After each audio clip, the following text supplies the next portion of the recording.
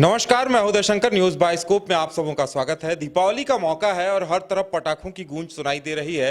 हर तरफ दीपावली का उत्साह दिखाई दे रहा है। हम बात करेंगे झारखंड की सियासत की, और झारखंड की सियासत में भी कई बम फूटे हैं पिछले कुछ महीनों के दौरान। तो कौन कौन से न्यूज बम फूटे हैं और उस पर क्या चर्चा हुई, उसका क्या असर रहा, इन तमाम चीजों पर चर्चा करेंगे।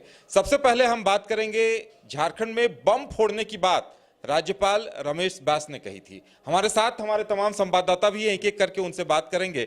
मदन, सबसे पहले अगर बम की बात की जाए तो राज्यपाल रमेश बैस, उन्होंने कहा था कि झारखंड की सियासत में जल्दी ही बम फूटेगा। खबर बम तो उन्होंने फोड़ दिया था, लेकिन उसके बाद क्या हुआ? बिल्कुल, देखिए, झारखंड में एक ऐसा माहौल बना जब लगा कि अब ये जो वर्तमान सरकार है वो अपना जो है यहाँ से विदाई समारोह के तौर पर जो है उन्हें विदा दे दी जाएगी।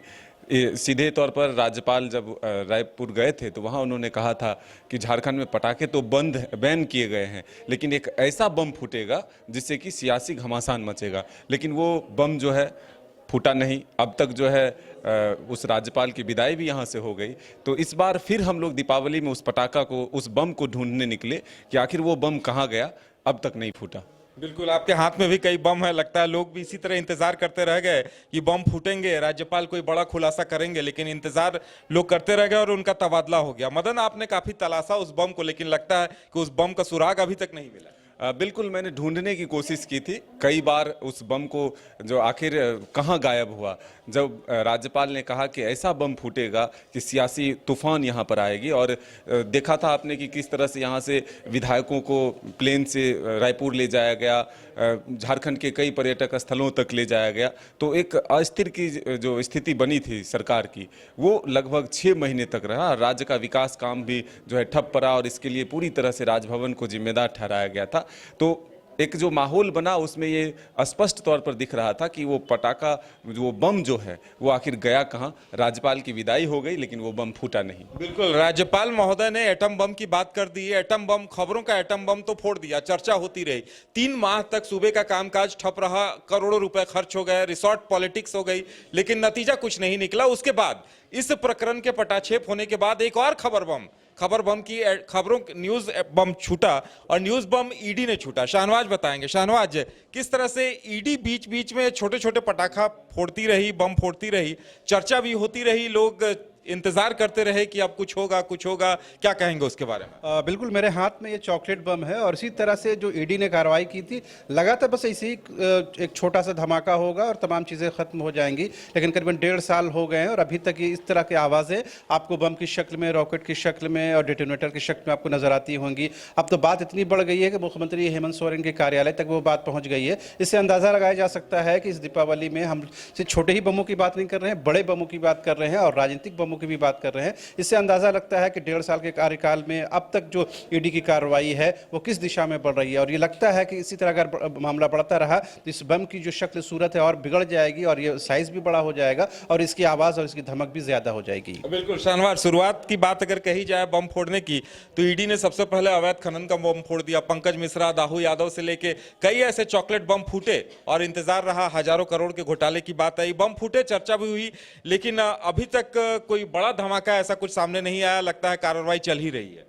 बिल्कुल, चूंकि अभी दीपावली का त्यौहार है, अभी आवाज़ें तो आपके कानों में बहुत सारी गूंज रही होंगी, लेकिन एक बड़ी आवाज़ की इंतजार तमाम विपक्षी पार्टियां कर रही हैं। अब वो आवाज़ कब पहुंचती है वो देखने वाली बात होगी, लेकिन तमाम लोग इस बात की लिए मुतमईन हैं कि ईडी एक बड़ा बम और एटम बम फोड़ने की तैयारी कर रहा है। बिल्कुल, अवैध खनन की बात हुई, लैंड स्कैम की बात हुई, कार्रवाई चल रही है, कई बार पूछताछ हो रहे हैं। और इसी बीच झारखंड की सियासत में एक घटना ऐसी हुई जो कह सकते हैं कि लड़ी बम की तरह अचानक से वो तमाम चीजें फूटने लगी और आरोप प्रत्यारोप का दौर शुरू हो गया। हमारे साथ करिश्मा है। करिश्मा, कांग्रेस के विधायक कोलकाता जा रहे थे और अचानक से उनकी गिरफ्तारी हो गई, और फटाफट इस पे जिस तरह से ये लड़ी बम फूटते हैं, चर्चाएं शुरू हो गई दोनों ही तरफ से। ये आखिर माजरा क्या था? सरकार गिराने की तैयारी थी या क्या तैयारी थी? जी उदय, जिस तरीके से मेरे हाथों में एक चक्री बम है और दूसरा बीड़ी बम है। कहा जाता है कि जब बीड़ी बम फूटता है तो आवाज़ बहुत दूर तक जाती है, और जब फुस होता है तो किसी को आवाज़ नहीं आती है। लेकिन जब बीड़ी बम फूटा तो उसी तरीके से झारखंड की सियासत भी तेज हुई। जब तीनों विधायक कांग्रेस के कोलकाता जाते हैं, ये बातें सामने आती है कि सरकार गिराने की साजिश में वो लोग कोलकाता गए हुए थे। तो बिल्कुल बीड़ी बम जैसा ही हुआ कि जब ये नहीं फूटता है तो फुस हो जाता है, आवाज़ नहीं जाती, लेकिन फूटता है तो तहलका मचा देता है। बस वही वैसा ही हुआ जब तीनों विधायक कोलकाता पहुंचे, सरकार गिराने की साजिश का मामला सामने आया और तीनों विधायक जब बरी हुए तो कह सकते हैं कि बिल्कुल बीड़ी बम जैसा फुस हो गया।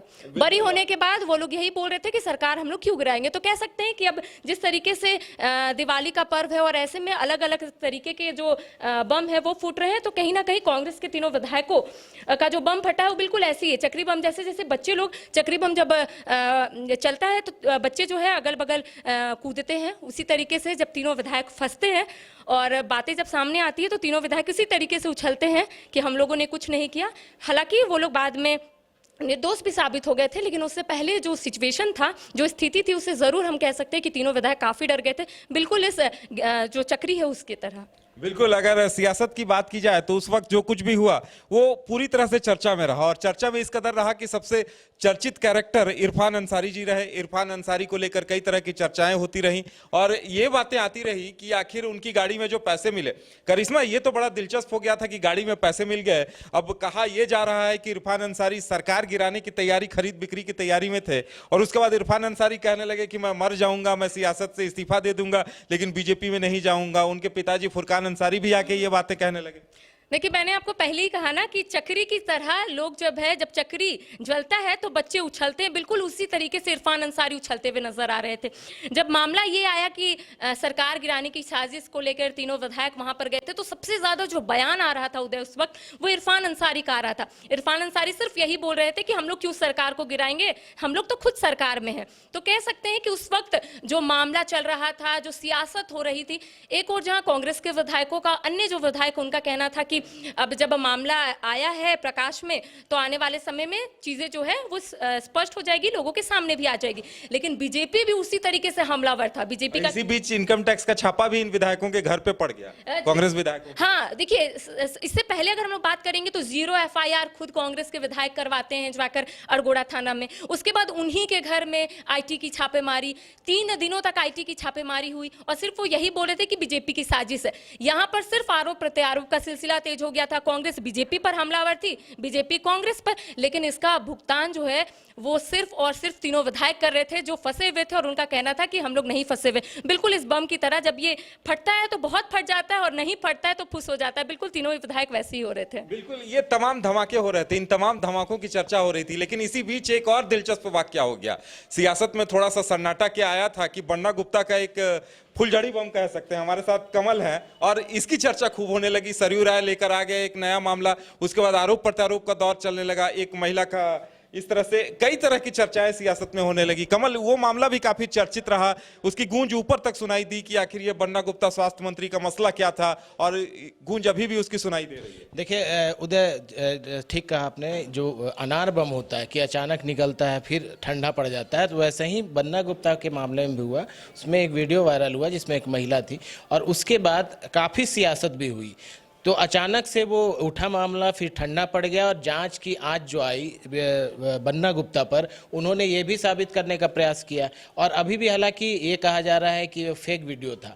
तो फिलहाल सरयू राय आक्रामक रहे उसको लेकर के। तो एक अनार बम जिस तरह से हुआ था, जिस तरह से फटता है, सिर्फ वही सिचुएशन बन्ना गुप्ता के मामले में रही, और बन्ना गुप्ता फिलहाल इस मामले से पूरी तरह से निकल गए। तो कहा जा सकता है कि इस दीपावली में जो बन्ना गुप्ता का मामला था वो अनार बम की तरह रहा। बिल्कुल, बन्ना गुप्ता का मामला आया तो कहा जा सकता है कि फुलझड़ी की तरह सियासी फुलझड़ियां छूटने लगी और आरोप प्रत्यारोप का दौर शुरू हो गया। अभी तक आरोप प्रत्यारोप का दौर चल रहा है, लोग उनके मीम्स बनाते नजर आए, उन्हें ट्रोल करते नजर आए, और प्रतिक्रियाओं का दौर भी। हमारे साथ शाहनवाज हैं। शाहनवाज, इन्हीं सब तमाम चीजों के बीच शराब घोटाले की बात आई। शराब घोटाले को लेकर भी बम फूटे, और शराब घोटाले में बम तो तब फूट गया जब वित्त मंत्री रामेश्वर उरांव जी, उनके यहाँ छापा पड़ गया, उनके बेटे का नाम भी आ गया। बिल्कुल, आप कह सकते हैं कि ये उम्मीद भी नहीं की जाती थी कि इतने वरिष्ठ नेता कांग्रेस के, कैबिनेट मंत्री, काबीना मंत्री, उनके आवास में और उनके सुपुत्र के नाम पर इस तरह छापेमारी पड़ेगी। और कहा यह जा रहा था कि पूरे करीबन आप देखें पिछले 1.5 सालों से जिस तरह से एक के बाद एक उनके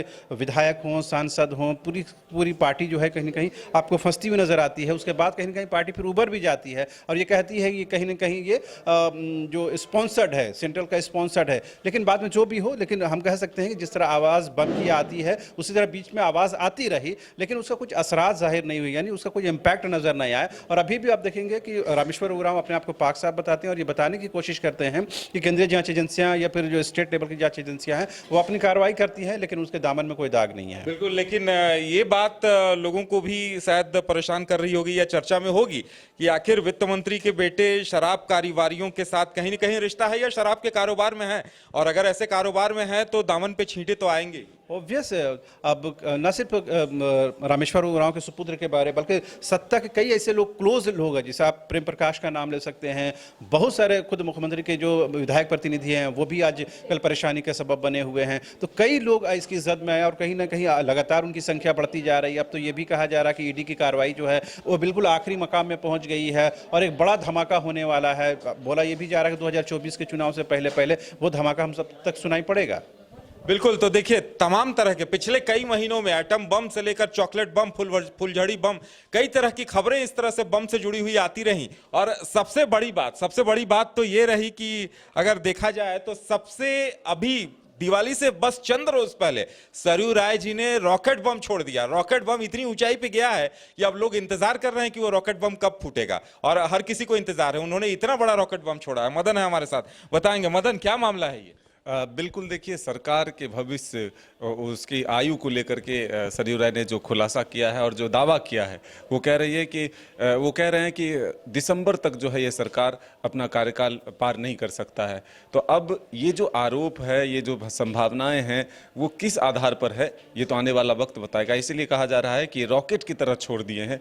कितनी ऊंचाई तक जाती है और कब वो फटता है, उसका असर क्या होता है, ये आने वाला वक्त बताएगा।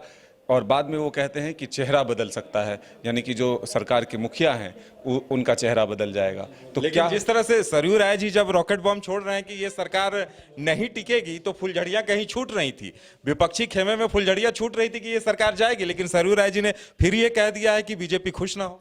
बिल्कुल, बीजेपी को भी उन्होंने एक आईना दिखा दिया कि ये जो हम बातें कर रहे हैं उससे बहुत उत्साहित होने की ज़रूरत नहीं है, क्योंकि सरकार के मुखिया के चेहरे बदलेंगे, बल्कि सरकार जेएमएम की ही रहेगी। और वो भी इसलिए क्योंकि जो भ्रष्टाचार के मामले हैं, जो आरोप हैं, उसको लेकर के, उसको देखते हुए वो कह रहे हैं कि हम भविष्यवाणी कर रहे हैं और जो भ्रष्टाचार है उसी से दबकर जो है ये सरकार जो है अपना कार्यकाल को खत्म करेगी, यानी कि मुख्यमंत्री हेमंत सोरेन के चेहरे जो हैं वो बदलेंगे। बिल्कुल, तो ये झारखंड में पूरे पिछले कुछ महीनों के दौरान तमाम तरह के सियासी बम, न्यूज बम फूटते रहे और इनकी चर्चा गाहे बगाहे सुनाई देती रही, अक्सर कानों तक गूंज आती रही। अभी भी इस तरह के पटाखों की गूंज सामने आ रही है। अब इसका असर क्या होता है ये देखने वाली बात होगी, हमें भी इंतजार होगा। लेकिन इन सब के साथ साथ हमारी ये पेशकश आपको कैसी लगी आप कमेंट करके जरूर बताइएगा। और इसके साथ हमारे न्यूज बाइस्कोप की तरफ से, हम सभी की तरफ से आपको हैप्पी दीपावली, शुभ दीपावली। हम तमाम रिपोर्टर्स यहाँ मौजूद है, हमारी पूरी टीम मौजूद है, सब एक साथ कहेंगे happy Deepawali, happy Deepawali, happy Diwali, happy Diwali. और फिलहाल हमारे साथ इतना ही, हमें दीजिए इजाजत और आप देखते रहिए न्यूज बाइस्कोप। नमस्कार। राहुल का सपना डेस्टिनेशन वेडिंग, श्वेता को चाहिए रजवाड़ा थीम विद ग्रैंड स्टेज, पापा की टेंशन केटरर्स और फ्लोरल डेकोरेशन, और माँ चाहे बेटी का सुंदर सा मंडप। शादी की इन्हीं छोटी और बड़ी खुशियों को पूरा करने के लिए वाइल्ड वादी को चुने अपना वेडिंग वेन्यू, जहां अब बजेंगी शादी की शहनाइयाँ। रजवाड़ा थीम, ग्रैंड स्टेज, मंडप, banquet hall, room, electrical and generator facility, water facility, हल्दी top, Rath, vendors for catering and floral decoration, destination wedding जैसे कॉन्सेप्ट के साथ विजिट वाइल्ड वादी वाटर पार्क रांची। IIT जी नीट एस्पिरेंट्स के सपने को पंख देने आ गया है कंप्लीट सॉल्यूशन इंस्टीट्यूट। यहाँ है smart classroom, 1-to-1 doubt clearing session, ask the expert, video solution और भी बहुत कुछ। मतलब हम करेंगे आपको गाइड, बनेंगे आपके mentor. Foundation classes from class 6 onwards for your bright future. Visit complete solution institute.